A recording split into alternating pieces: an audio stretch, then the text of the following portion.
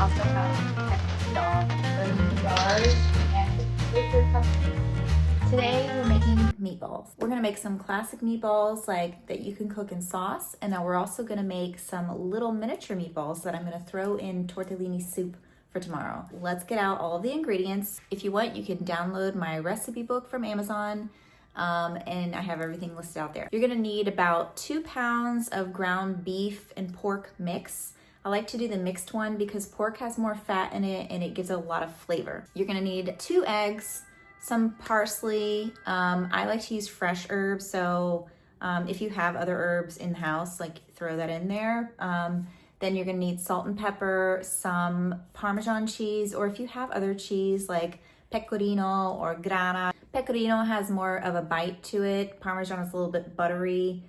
So just choose a cheese, and then you're gonna want to get that fresh. And I also throw in a little bit of garlic powder and onion powder. So we're gonna flavor these meatballs really well. So let's get started. So go ahead and get out your ground beef and throw that in there. You're gonna get out some fresh bread. So I actually have fresh bread today, so I'm just gonna take some of my bread and I'm just gonna throw it in this bowl right here, the middle soft part. Okay. And I'm gonna soak this in some water. Okay, that's our first step. You can use sliced bread if you have it, whatever. So let that soak for a second. And to your ground beef, you're gonna add 2 eggs, because I got 2 pounds. So if you have 1 pound, 1 egg will probably do. There we go. I'm gonna add, I've got some grana, and I also have pecorino, but you can also use Parmesan. So whatever you've got in the house. I think I'm gonna use a little bit of both. So I'm just gonna do like 1 handful of that and 1 handful of that. Maybe a little bit more. Okay. If you wanna add garlic powder or flakes, go ahead and do that, and also some onion flakes. Now I'm gonna take the water out of my bread, squeeze it out, and then break it up into my mix. You might not need as much bread because you're adding cheese, so that's gonna make it stay a little compact. So just keep that in mind when you're adding the cheese. That's also gonna make it stick together. Then I gotta add my herbs, my salt and pepper. I'm gonna add my salt. You really wanna add a lot of salt because you don't wanna add salt later, so add a good amount of salt. And then I tend to go with white pepper. I really like white pepper. It's just like a subtly peppery taste. And so I'm gonna add that. Okay. Now I've got some parsley, and I'm gonna rinse my parsley. There we go. Get out a paper towel. Okay. And you wanna take it off the stems. You don't wanna cut the stems. And you're gonna wanna get a big knife for this. And cut it up. So fresh ingredients really make a difference, y'all. Forget the frozen stuff, forget the stuff in the cans. We cheated a little bit actually because we used garlic powder and onion powder, but for the rest of it, just get fresh. It does make a difference in texture and flavor. Throw that in the bowl, make some space, and now you're gonna mix it together. You're just gonna mix with your hands like this. And this is pretty much how you make meatloaf. It's the same thing. It's, you got egg in there, you got some type of solid, like either bread or oats or something, or cheese. Some people put breadcrumbs, but it doesn't taste as moist if you put breadcrumbs than if you were to put fresh bread. You're gonna know if this is the right consistency, because if it's falling apart and it's too liquidy, like you got too much egg in there, then you're gonna have to add some more cheese. But this looks pretty good to me. Okay, so you're just gonna take it like that and roll it around. Make sure it's compact, because if it's not, it'll fall apart. But the egg helps it stay together. So that's like one the size of my hand, fits like that. That's usually how big I make mine, depending on what I'm making. Now you can put meatballs in sauce, cook it directly in the sauce. You can throw it in a soup. You can freeze them. You can fry them up. When I got to Italy, I realized that no one fries their meatballs like in a pan and sautés them before they add them to things like we do in the States. They just throw them directly in the dish. Like they're making soup, you know, like broth or something. They just throw the meatballs directly in the broth and then it cooks like that. And they're very moist like that. Or, you know, they're making meatballs with sauce. They'll put them directly in the sauce and they kind of boil. And that's how they do it here. Another thing they do is they make these and then they fry them. And those are polpette, which are fried polpette. So lots of things you can do. Meatballs are something that's great to make ahead of time too. Like you can make these, stick them in the freezer, and then take them out as you go during the week if you want to have some meatballs. Sometimes what I do is I make really big meatballs and then I just add some sauce and that is the meal. Or add some mashed potatoes and there you go. Meatballs and mashed potatoes, that's it. If you don't want to use pork, you can just use ground beef or you could use turkey. But turkey's not going to be as flavorful, so you really got to help it out. Help out the flavor there for turkey. So I tend to do a mixture of beef and pork, like 50-50 as much as possible. You can also go to the butcher, like in a fancier supermarket, and tell them to ground up the beef in front of you. So you could choose literally like, I want that beef plus that pork plus this chicken, and they'll put it in a machine and they'll grind it in front of you and you'll have your own, you know, ground beef. I'm gonna make some miniature ones. So making some little mini meatballs. I'll show you how small they're gonna be, because I'm gonna make tortellini tomorrow, which is like a tortellini pasta, those little pastas that look like belly buttons. And it's in a broth and it's really delicious if you put little bitty meatballs in there. So let me show you the difference in size. And also in Italy, they make little bitty meatballs like this size, even smaller, to go in lasagna. That's like the real old school traditional lasagna that you have on Easter, because it's a special lasagna and they even put in little meatballs. When I first started cooking, I didn't know what to do with ground beef because it's like, you know, you got to know what to do with it. You look at it at the store. And so as I started to learn to cook, I learned to make hamburgers just from ground beef. And now that's what I do. I never buy hamburgers. I just make them from ground beef. So if you're into meal prep, this is a good idea.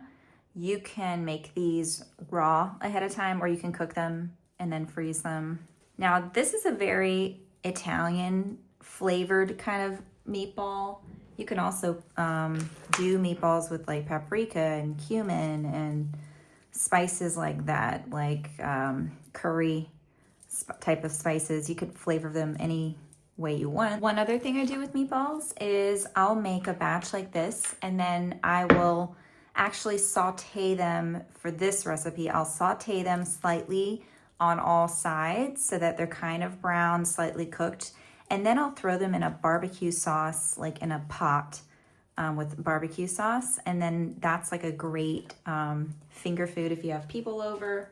Have you ever gone to someone's house and they're like so on top of it? Like they have all this food and then they like pull out like containers to give you leftovers to take home to your house, and you're like, how do they have it all together and all this food? It's because they prep ahead of time.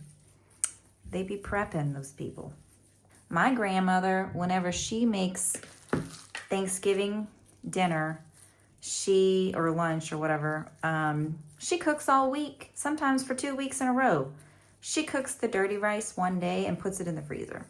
Then another day she makes some other side dish and puts it in the freezer. And she like slowly makes all this stuff. She'll chop up just onions and celery and parsley and all that, and she'll put that in the freezer or put it in a bag, and she'll have that ready to go. Like, she slowly food preps. And then the day of Thanksgiving or Christmas, she pulls out all this food. It's like amazing. Those people are the ones who are seriously cooking. The ones who have like that freezer in the garage or that extra fridge out there, those people are serious. Okay, now stick them in the fridge for like 30 minutes or so. This will help it to stick together, not fall apart when you throw it in something liquid. So just do that for 30 minutes. You can also freeze them at this point. If you freeze them, then you have to cover it. All right, get out your pot.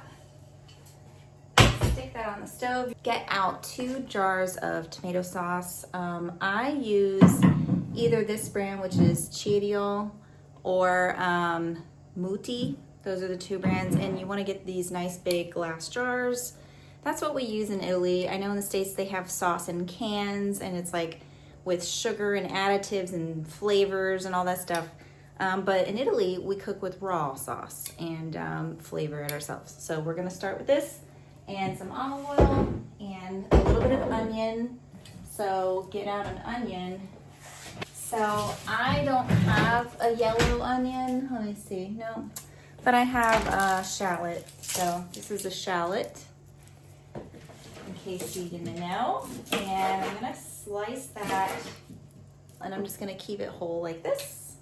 And also for my garlic clove, I'm just gonna take like 1 clove and keep it whole and stick it in. The trick with garlic is you wanna smash it so that the flavor really comes out. So take your knife and just smash it like that a little bit. Okay, so that's the start. So we need olive oil, onion, and some garlic. Okay, so you're gonna start by making a basic sauce.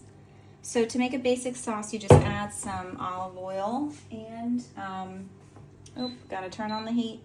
I just got oil on my clothes. I'm gonna add the garlic and onion. I want it to be sauteing slightly. You don't want it to burn, so it can burn pretty quickly. You gotta watch out. All right, so I'm just gonna let this saute for maybe 5 minutes, not even 5 minutes, just a little bit. And then I'm gonna throw in my sauce. All right, that's about good. Now I'm gonna lower the temperature and I'm gonna get a cover. And I'm gonna show you, now I'm gonna pour in my sauce, but I don't want it to splash up in my face, so I've got this cover. So you're gonna open up your jars, and with your cover at the same time, you're gonna throw that in there. And I'm gonna do 2 jars. I'm gonna open this up, throw it in, use the cover to shield my face. Put that back on the heat, and I'm gonna fill this up a little bit with water because your sauce is gonna cook down. So you're gonna put some water, shake it up in there, throw that in there, like so. And same thing with the other one. Water, maybe like 2 cups or so, and throw that in the sauce. Okay, now you gotta season it, so put some salt, plenty of salt, and some pepper. You can skip the pepper if you don't like it. And you can also throw in a bay leaf if you have one. And that's how you make a basic sauce. And as this cooks, we're going to, after it cooks for about 10 minutes, we're gonna throw in the meatballs. So you need to cook your sauce because otherwise it's acidic. So this is our basic sauce, and I have my whole onion here and garlic, which I can take out. So I'm gonna take that out after I'm done cooking it. But I'm gonna let this go ahead and cook for maybe 10 to 15 minutes, and then I'm gonna put in my meatballs. All right, y'all. We're gonna take our meatballs out of the fridge. All right, and we're gonna pop these directly into the sauce. So let me tell you, if you're not Meghan Markle with a camera crew, it's hard to be a YouTuber. Let me tell you, you gotta like do it all. All right, can you see?